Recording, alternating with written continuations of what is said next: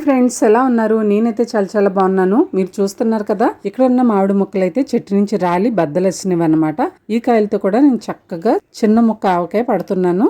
కాయలు ఫ్రెష్గా ఈరోజే చెట్టు నుంచి పడినవి కాబట్టి వెంటనే కలిపేసుకుంటే మంచిది. నేనైతే కాయలను శుభ్రంగా కడిగి 1 గంట పాటు ఎండలో పెట్టడం జరిగింది. ఆ తర్వాత చిన్న చిన్న ముక్కలుగా కట్ చేసుకున్నాను. ఈ చిన్న ముక్క పచ్చడి టిఫిన్స్లోకి చాలా చాలా బాగుంటుంది. పెరుగన్నంలో నంచుకోవడానికి కూడా బాగుంటుంది. ముందుగా ముక్కల్ని 1 గ్లాస్ కొలతతో తీసుకోవాలి. నాకైతే 9 గ్లాసుల ముక్కలు వచ్చాయి. అదే గ్లాస్తో పచ్చికారం, అదే గ్లాస్తో ఆవపిండి, 1/2 గ్లాసు ఉప్పు వేసుకోవడం జరిగింది. ఉదయాన్నే టిఫిన్స్లోకి తింటాం కాబట్టి కొంచెం ఉప్పు అనేది తక్కువ వేసుకుంటే మంచిది. 3వ రోజు కలిపేటప్పుడు చూసుకొని కొంచెం యాడ్ చేసుకుంటే సరిపోతుంది. 10 నుంచి 12 వెల్లుల్లిపాయలను మెదిపి వేసుకోవాలి. పచ్చడంతా వెల్లుల్లి ఫ్లేవర్తో చాలా బాగుంటుంది. ఇప్పుడు బాగా కలుపుకోవాలి. అదే గ్లాస్ కొలతో నేను పప్పుల నూనె వేసుకోవడం జరిగింది. తినడానికి కూడా ప్రతి ముద్దకి 2-3 ముక్కలు తగులుతాయి. చక్కగా లంచ్ బాక్స్లోకి సూపర్గా ఉంటుందండి. తినడానికి ఇబ్బందిగా ఉండదు. టెంక్ ఉంటే కొంచెం ఇబ్బంది పడాలి. టెంక లేని ముక్కలు కాబట్టి చక్కగా తినొచ్చు ఈ పచ్చడి లంచ్ బాక్స్లో. తప్పకుండా ట్రై చేయండి. ఇలా చక్కగా కలుపుకొని 3 రోజులు మూత పెట్టుకొని ఊరనివ్వాలి. 3వ రోజు చూసారు కదా ఎంత చక్కగా నూనె అనేది సెపరేట్ అయిందో. చాలా టేస్టీగా ఉంటుందండి చిన్న ముక్కల ఆవకాయ. నేను మరికాస్త నూనెనే యాడ్ చేశాను. 1/2 గ్లాసు నూనె యాడ్ చేయడం జరిగింది. కొద్దిగా ఉప్పు అనేది తక్కువ అనిపించింది, అందుకే 1 చెంచా మాత్రమే యాడ్ చేశాను. చూస్తున్నారు కదా ఎంత కలర్ఫుల్గా, ఎంత అట్రాక్టివ్గా ఉందో. రాలిన కాయలైనా సరే అప్పటికప్పుడు ఇలా ఈజీగా పచ్చడి పెట్టుకోవచ్చు. మరి చాలా బాగుంటుంది. వావ్, బాగుంది. అన్నీ కరెక్ట్గా కుదిరాయి. టేస్టీ బాగుంది. ఇది 2వ రెసిపీగా చూద్దాము. ఈ రెసిపీ అయితే కొంచెం డిఫరెంట్. నేనైతే యూట్యూబ్ చరిత్రలో చూడలేదు. నాకు తెలిసిన వాళ్ళు కూడా చూడలేదని చెప్పారు. అందుకే ఈ రెసిపీతో మీ ముందుకు వచ్చేసాను. ఈ వడియాలు ఇలా నూనెలో వేయగానే ఎలా గుల్లగా వేగిపోయో చూసారు కదా. మరి మీరు నాలా పెట్టేస్తారా? కొత్త రకం వడియాలతో, కొత్త రుచితో మీ ముందుకు వచ్చేసాను. ఈ వడియాలు రుచి చూసిన ప్రతి ఒక్కరూ ఖచ్చితంగా ఇష్టపడతారు.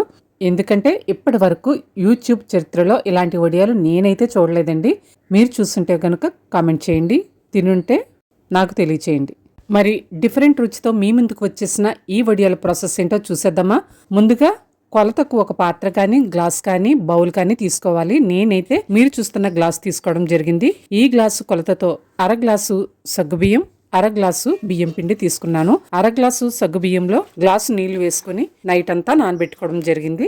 ఉదయం లేచిన తర్వాత సగ్గుబియ్యం చాలా చక్కగా నానాయి. ఇప్పుడు పెద్ద పాత్ర 1 తీసుకొని 6.5 గ్లాసులు నీళ్లు వేసుకుని మూత పెట్టుకుని మరగనివ్వాలి. ఈలోగా సగ్గుబియ్యం మిక్సీ జార్లో వేసుకొని లూజ్ పేస్ట్ లాగా మిక్సీ చేసుకోవాలి. అలాగే 1/2 గ్లాసు బియ్యం పిండిలో 1/2 గ్లాసు నీళ్లు వేసుకొని కలుపుకొని పక్కన పెట్టుకోవాలి. ఇలా మూత పెట్టుకుని మరిగిన నీళ్లలో 1/2 కప్పు అరగంట ముందు నానబెట్టుకున్న పెసరపప్పు, 2 చెంచాల జీలకర్ర, 2 స్పూన్ల అల్లం వెల్లుల్లి పేస్టు, తగినంత ఉప్పు వేసుకోవాలి. ఇప్పుడు అర్థమైంది కదండి, మనం పెట్టుకునే వడియాలు మసాలా వడియాలు. ఈ మసాలా వడియాలు తింటే మనకు నాన్ వెజ్ అనేది గుర్తే రాదు.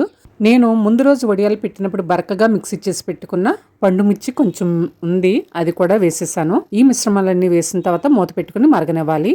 వెజ్ వండుకున్నప్పుడు ఈ వడియాల కాంబినేషన్తో రైస్ తింటే చాలా చాలా టేస్టీగా ఉంటాయండి. అల్లం వెల్లుల్లి పేస్ట్ ఫ్లేవర్ అనేది చాలా బాగుంటుంది వడియాలకి. ఇప్పుడు ఈ మిశ్రమం 5 నిమిషాల పాటు మరిగిన తర్వాత మనం మిక్సీ చేసి పెట్టుకున్న సగ్గు బియ్యం మిశ్రమాన్ని నెమ్మదిగా వేసుకుంటూ కలుపుకోవాలి.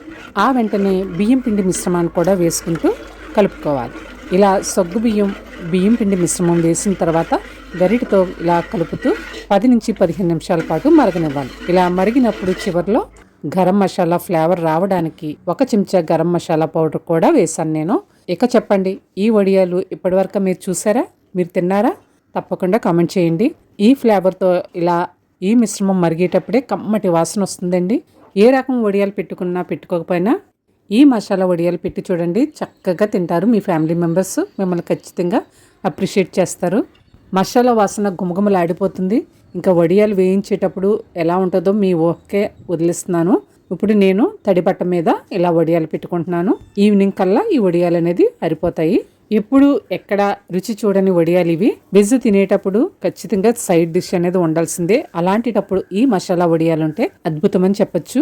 తినేవారు ఖచ్చితంగా ఆహా అనాల్సిందే. వడియాలు ఎండిపోయిన తర్వాత బటన్ ఇలా తిరిగేసి నీళ్లు చిమ్మరించి నెమ్మదిగా ఇలా తీస్తే చాలా ఈజీగా వచ్చేస్తాయండి. నేను పెట్టిన వడియాలన్నీ చాలా పలుచగా చాలా ఈజీగా వచ్చేస్తున్నాయి.